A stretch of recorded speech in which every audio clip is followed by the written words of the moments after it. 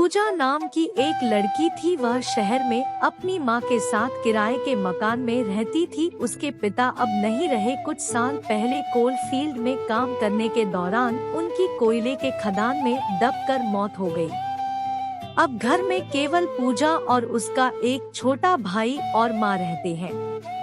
पूजा अपने घर के खर्चे चलाने के लिए कॉल सेंटर में जॉब करती है। जिस कॉलोनी में पूजा रहती थी उसी कॉलोनी में अमन नाम का लड़का रहता था, जो पूजा को पसंद करता था लेकिन अपनी दिल की बात बताने से डरता था। एक दिन पूजा की माँ सीढ़ियों से गिर जाती है, जिसके कारण पूजा की माँ का दाहिना हाथ टूट जाता है। पूजा तुरंत अपनी माँ को अस्पताल ले जाती है। डॉक्टर ने पूजा की माँ को 1 महीने आराम करने को कहा। पूजा अपनी माँ की देखभाल करने लगी और इसी वजह से वह अपनी कॉल सेंटर की जॉब पे भी नहीं जा पा रही थी। अब 1 महीने हो गए थे और पूजा की माँ का हाथ ठीक हो गया था। लेकिन जब पूजा अपने कॉल सेंटर पे गई तो वहाँ पता चला कि पूजा को अब जॉब से निकाल दिया गया है। पूजा बिल्कुल मायूस हो गई। उसे अब समझ में नहीं आ रहा था कि वह क्या करे।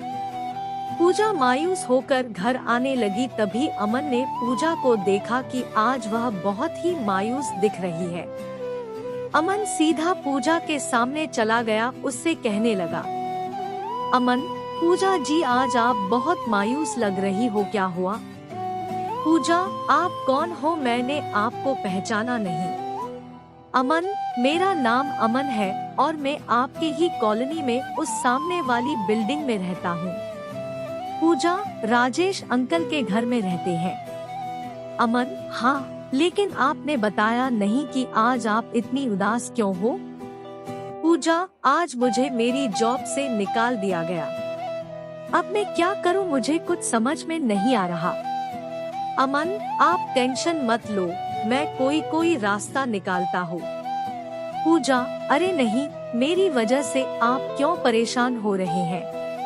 अमन, इसमें परेशान होने की क्या बात है? आप हमारे कॉलोनी के हो, इतना तो हम कर ही सकते हैं। अभी आप आराम से अपने घर जाइए। अमन अगले दिन पूजा के घर के पास गया और उसके बाहर आने का इंतजार करने लगा।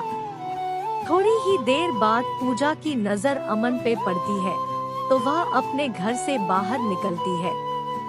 अमन उसे बताता है कि इस शहर में मेरे पापा के दोस्त का एक रेस्टोरेंट है और वहाँ के रिसेप्शन काउंटर पे एक लड़की की जरूरत है। तो मैंने अंकल से बात करके तुम्हारे बारे में उन्हें बताया और वो तुम्हें काम पे रखने के लिए मान गए। ये सुनकर पूजा के खुशी का ठिकाना नहीं रहा। उसने अमन को थैंक यू कहा और पूछा कि काम पे कब से आना है। अमन ने कहा, ऐसा करो, आप मेरे फोन नंबर ले लो और कल 10 AM आप मुझे कॉल करना, मैं आपको अंकल के रेस्टोरेंट पे ले जाऊंगा। पूजा काम पे जाने के लिए 9 AM ही तैयार हो गई और उसने अमन को कॉल किया। अमन अपनी बाइक लेकर आया और पूजा को अंकल के रेस्टोरेंट ले गया। वहाँ अंकल ने पूजा को काम के बारे बताया और कहा कि रात के 8 PM तुम्हें काम से छुट्टी मिल जाएगा। अमन ने पूजा से कहा, मैं तुम्हें 8 PM लेने के लिए आऊँगा और इतना कहकर अमन वहाँ से चला जाता है। रात के 8 बजते ही अमन रेस्टोरेंट पहुँच गया और पूजा के बाहर आने का इंतजार करने लगा। थोड़ी देर में पूजा बाहर आती है। अमन ने पूजा को बाइक में बैठाया और उसे उसके घर तक छोड़ दिया। पूजा ने अमन से कहा, मुझे घर छोड़ने के लिए थैंक यू, लेकिन कल से मैं खुद घर आ जाऊंगी। आपको परेशान होने की कोई जरूरत नहीं है। अमन मुस्कुराते हुए वहाँ से अपने घर चला गया। अगले दिन अमन सोचने लगा कि वह पूजा को लेने के लिए रेस्टोरेंट जाए या नहीं, लेकिन बहुत सोचने के बाद जैसे ही रात के 8 बजते हैं, अमन उस रेस्टोरेंट के पास पहुंच जाता है। पूजा जब रेस्टोरेंट के बाहर आती है तो वह अमन को देखते ही उसके पास जाती है और कहती है, आप मेरी वजह से क्यों परेशान हो रहे हैं? अमन ने जवाब दिया, इसमें परेशान होने वाली क्या बात है, देखो इतनी रात हो गई है और आपकी जैसी प्यारी लड़की अकेले घर जाएगी तो मुझे अच्छा नहीं लगेगा ना। पूजा मुस्कुराते हुए बाइक में बैठ जाती है। अमन अब हर रोज रात के 8 बजे पूजा को लेने के लिए रेस्टोरेंट पे पहुंच जाया करते। धीरे धीरे दोनों के बीच नजदीकियां बढ़ने लगी। एक दिन अमन पूजा को अंकल के रेस्टोरेंट से सीधा किसी दूसरे रेस्टोरेंट पे ले गया और उसने पूजा को बताया कि आज उसका बर्थडे है, तो उसने इस रेस्टोरेंट में एक छोटी सी पार्टी रखी है। पूजा ने अमन को उसका बर्थडे विश किया। अमन पार्टी तुरंत खत्म करके पूजा को उसके घर तक छोड़ने के लिए निकल गया।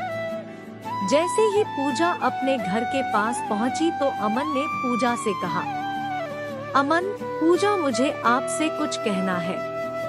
पूजा, हाँ बोलिए क्या कहना है। अमन, आप मुझे बहुत अच्छी लगती हो, क्या आप मेरी लाइफ पार्टनर बनोगी।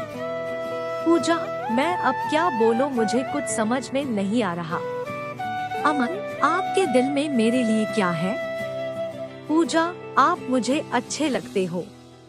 अमन अपने पॉकेट से एक गुलाब का फूल निकालता है और पूजा से कहता है, यू मैरी मी।